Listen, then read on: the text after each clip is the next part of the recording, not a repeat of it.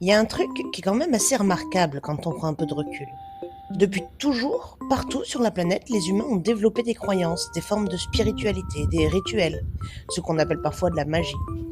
Des peuples qui ne se sont jamais rencontrés à des époques complètement différentes ont pourtant imaginé des choses très similaires.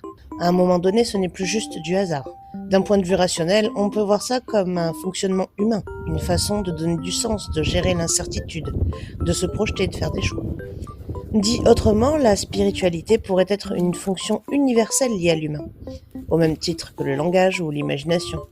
Et si c'est le cas, à votre avis, à quoi sert réellement cette fonction ?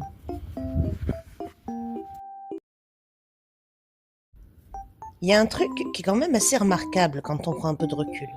Depuis toujours, partout sur la planète, les humains ont développé des croyances, des formes de spiritualité, des rituels, ce qu'on appelle parfois de la magie. Des peuples qui ne se sont jamais rencontrés à des époques complètement différentes ont pourtant imaginé des choses très similaires.